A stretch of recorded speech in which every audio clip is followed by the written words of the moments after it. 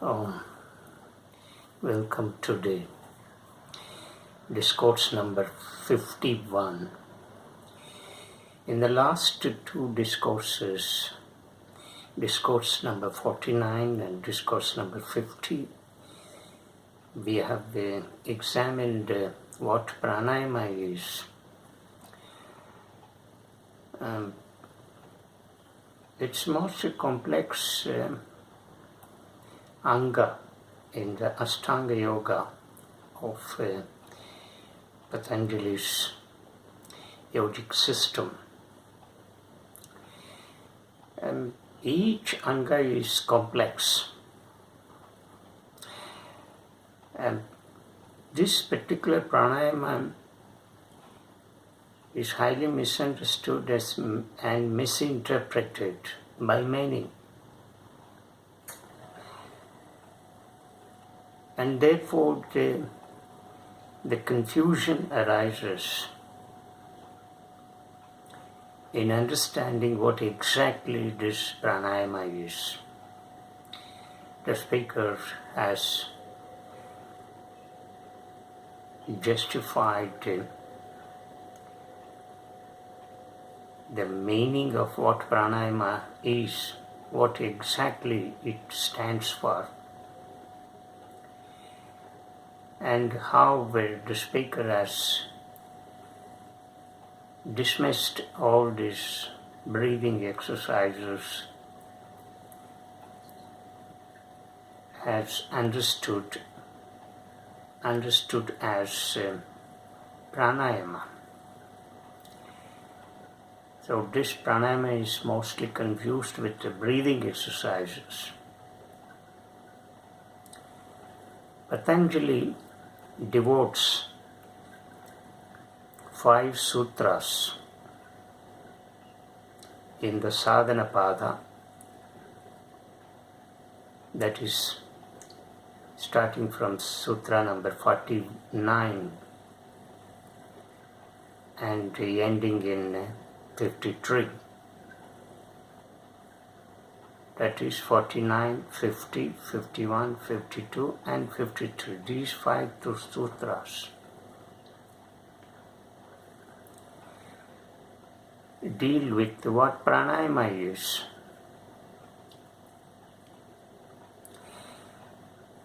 And Patanjali has defined pranayama in a more beautiful way.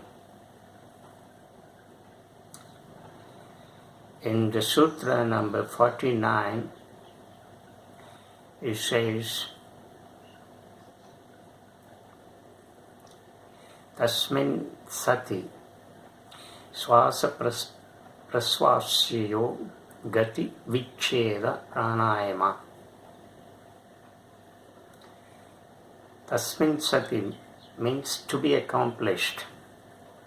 What is to be accomplished?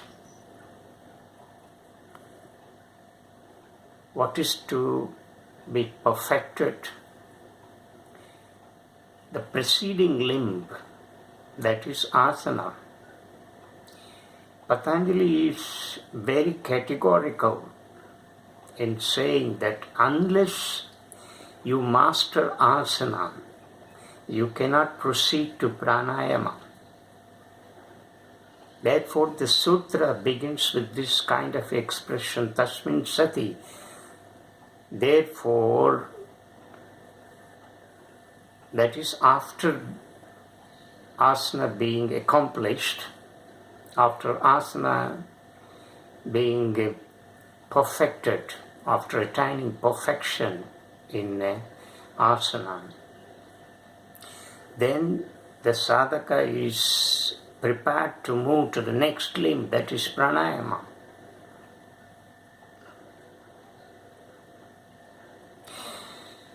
Swasa praswasyo stand for in-breathing and out-breathing, or inspiration or expiration.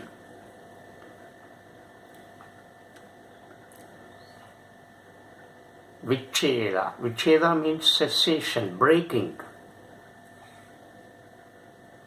So cessation of inspiration and expiration is pranayama. What is cessation here? The speaker has already introduced the word kumbhaka. That is retention.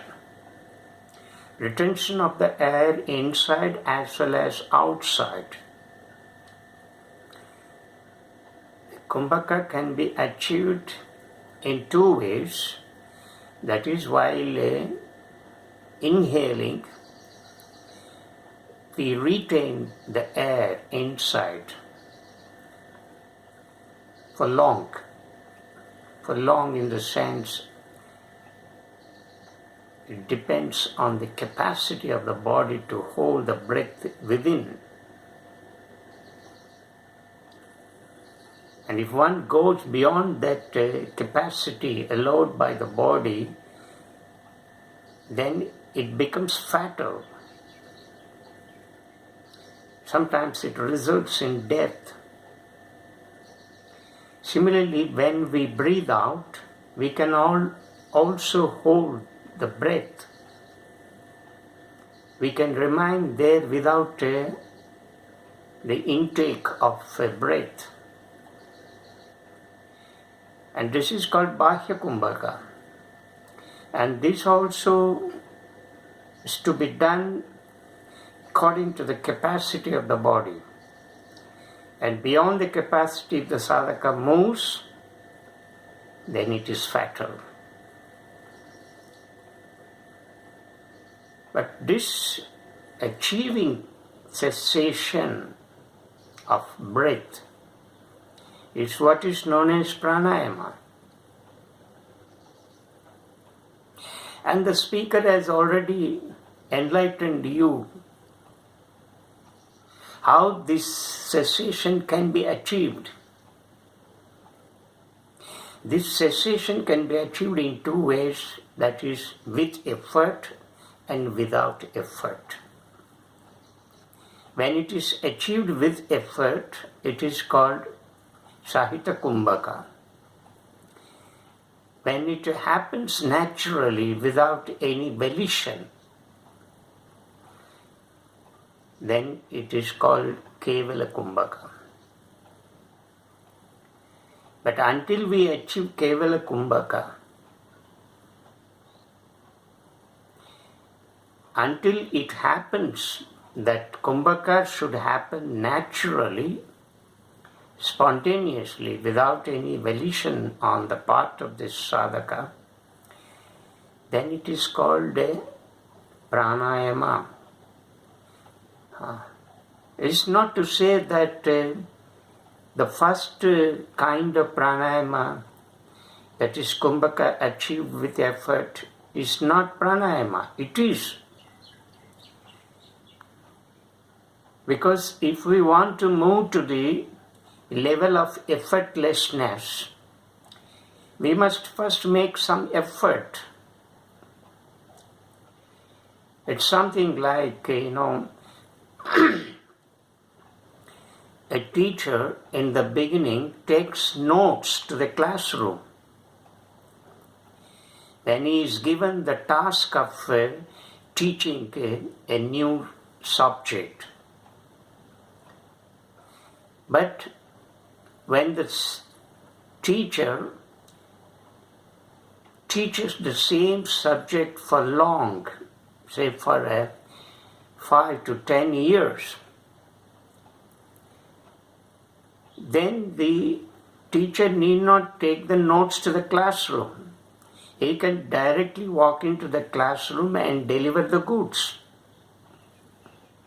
without looking into the notes. So after 10 years, after some years of teaching of the same subject, the teacher imparts the knowledge effortlessly. But in the beginning, the teacher puts in a lot of effort to communicate the students.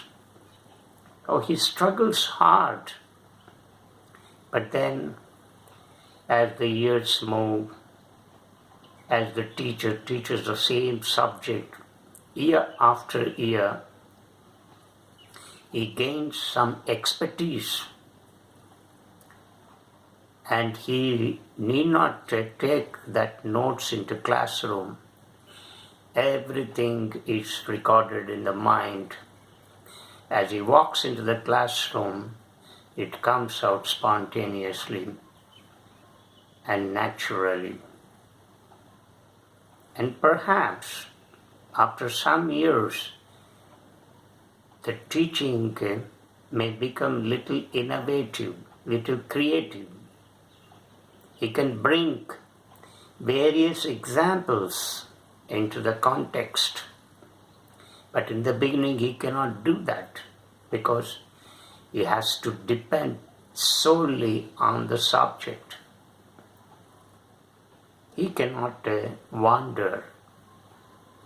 He cannot go beyond the text. But now, after some years, he can go beyond the text.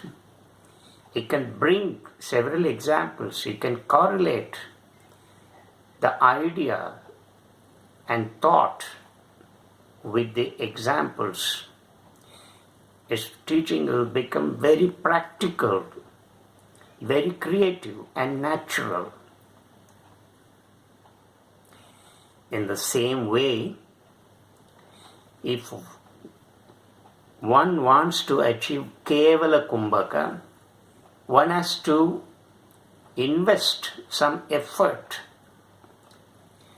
and therefore it is called Sahita Kumbhaka. But one should be very careful here. It should be done under the guidance of a right guru, right master, who has mastered that art. If you do it on your own by watching YouTubes and reading the text, then it will become very fatal to your body. So effort is required in the beginning to reach the natural state of achieving a cessation of breath.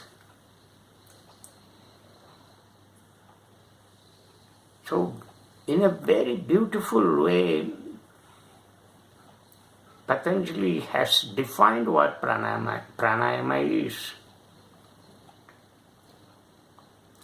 So, listeners, please understand that pranayama is nothing but attaining or achieving kumbhaka.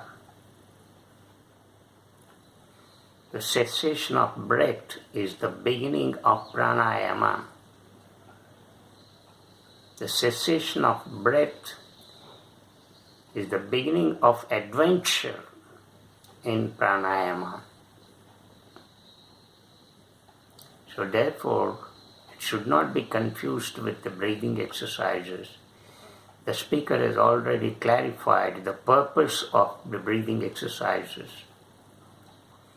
Those breathing exercises will purify the nadis,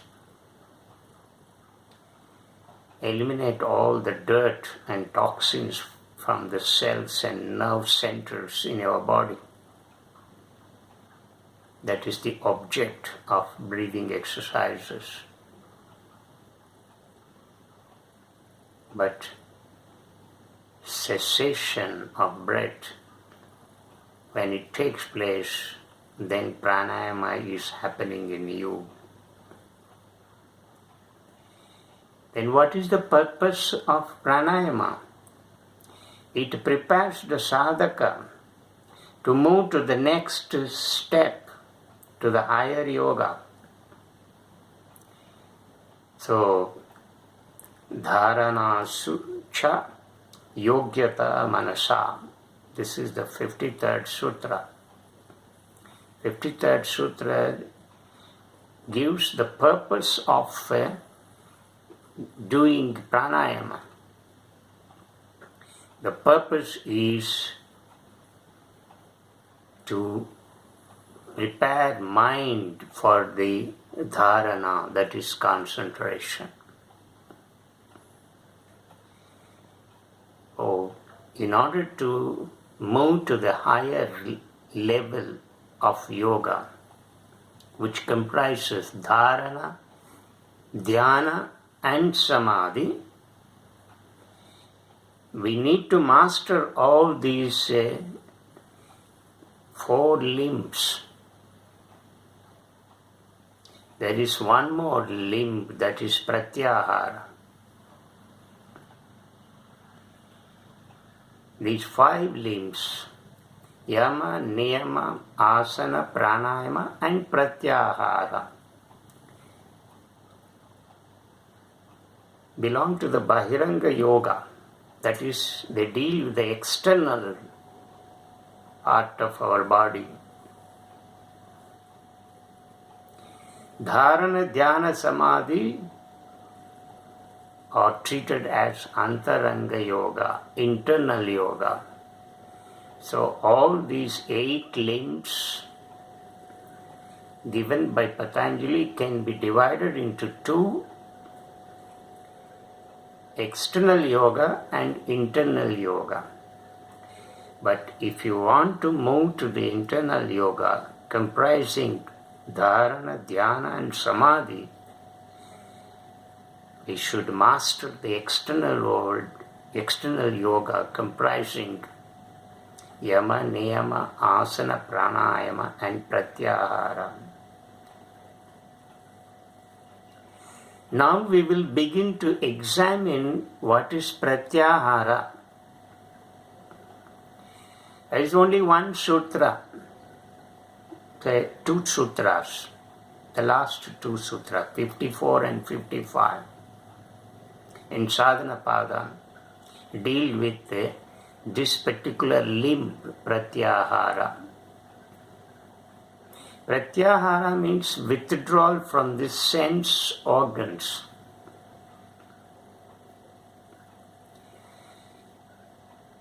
The sense organs also create disturbances. Now you need to understand how these sense organs function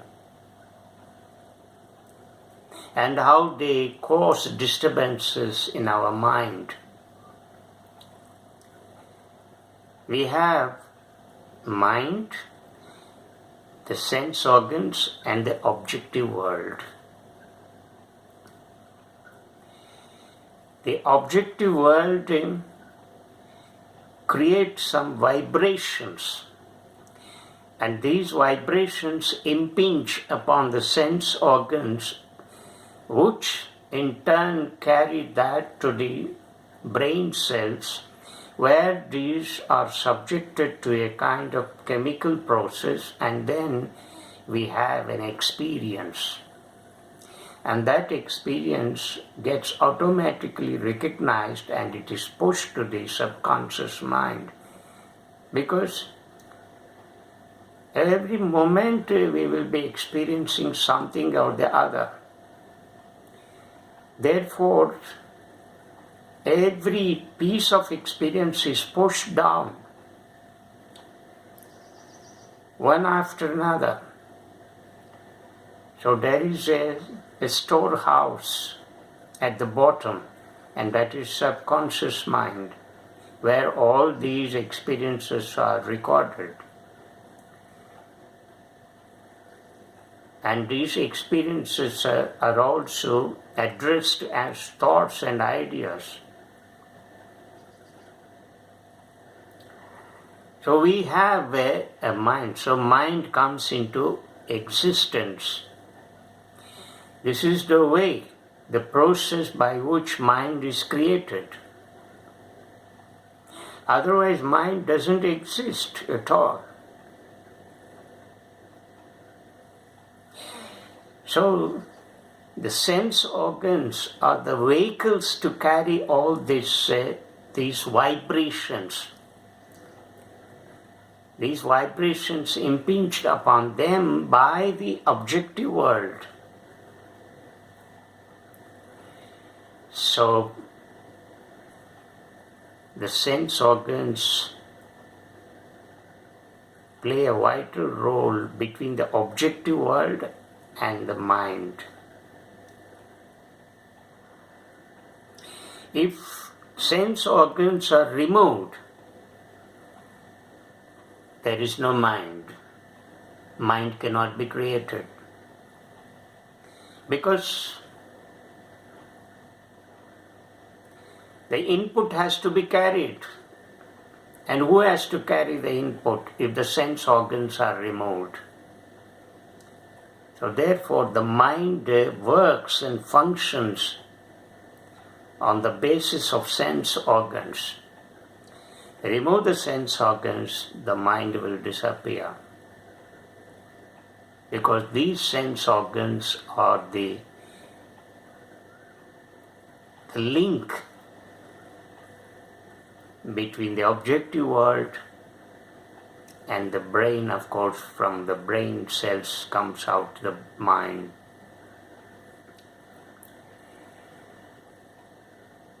But in day-to-day life, we see so many objects in the world. We hear so many sounds. We feel, we touch and feel numerous objects and things.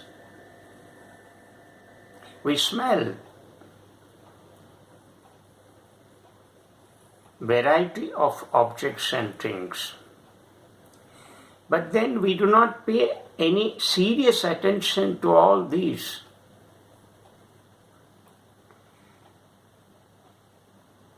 The moment we pay serious attention to a particular piece of sound or a particular piece of sight or a particular object, then the vibrations of that object will immediately create an impact on the sense organs, and the sense organs quickly take the input to the brain cells, where it is subjected to a process, and finally it is released in the form of a thought or an experience. So, we do not take all sounds, all objects and things in the objective world into account. Only a few objects. A few objects will create vibrations, and these vibrations are carried by the sense organs. Here comes attention. When we pay attention to certain objects and things, then the vibrations are carried to these brain cells, and thoughts and ideas are created. But in yoga, what is the role of these sense organs? In yogic philosophy, these sense organs constantly create disturbances.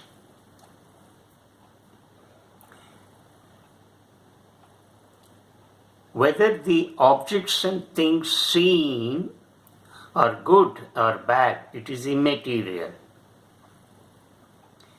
What is to be noted here is attention. The moment you pay attention, then it gets recorded. Therefore, we do not distinguish this is good and that is bad. This object is good to be taken, this object is bad to be dismissed. Or this vibration created by the object is perfect or acceptable or desirable, whereas the other vibration created by other object is not acceptable. We do not make such kind of distinction because sense organs are not trained to distinguish. And here comes yoga. The yoga makes you alert. The moment you become alert, right? The moment you use that discretionary power, that is viveka, then you will not pay any serious attention to objects and things. And you will take only such objects and things which are useful to you, which are useful to generate knowledge. Right? And therefore, that discretionary power is very important here. This discretionary power will arrest all such distractions caused by the sense organs. Because we have already learned the fundamental and essential objective of yoga is to remove modification, vrittis. That is the goal. That is the ultimate objective of yoga. So vrittis are nothing but distractions, disturbances created by various waves. So here is one such, and this disturbance is caused by the sense organs, but we cannot arrest the sense organs. Only during sleep the sense organs are withdrawn. Because in the wakeful state, all the five sense organs are in active state. They are actively involved in the physical world, and therefore these sense organs need some rest, and this is called sleep. So sleep is nothing but a rest given to these sense organs which are actively involved in day's experiences in the physical world. So, in the wakeful state, the sense organs have to be closely watched.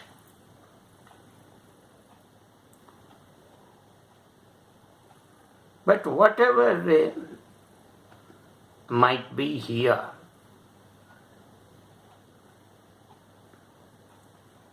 that is what we have just now learned, distinguishing the good and bad while taking the experiences into account, or while taking the vibrations created by certain objects and carried by the sense organs.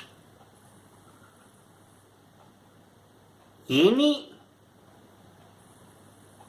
vibration that is created by the object and impinged on the sense organs is carried to the brain cells, it definitely causes disturbance, according to this yogic philosophy propounded by Patanjali. Therefore, then, constant withdrawal of the sense organs from the objective world is the only way by which the distractions can be arrested. But we cannot live in this physical world without sense organs. The moment we open our eyes, we are in the wakeful state, and all the organs, sense organs will come into effect immediately. They become active without our being conscious of these sense organs being active. They become active. The moment we open our eyes from the sleep, so you are seeing the world. So many things are moving in front of your eyes. So many experiences you encounter, you undergo, and so on and so forth. Here arises vigilance, constant vigilance. The sadhaka must be completely alert and use his discriminatory power. His discriminatory power that is called viveka.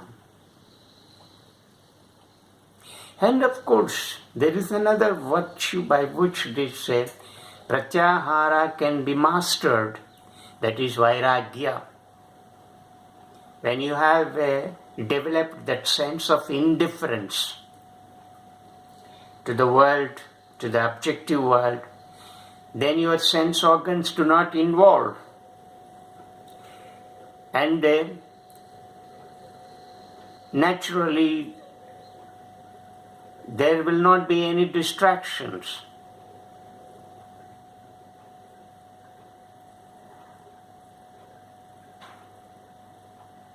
Suppose the mind, that is what I am bringing here.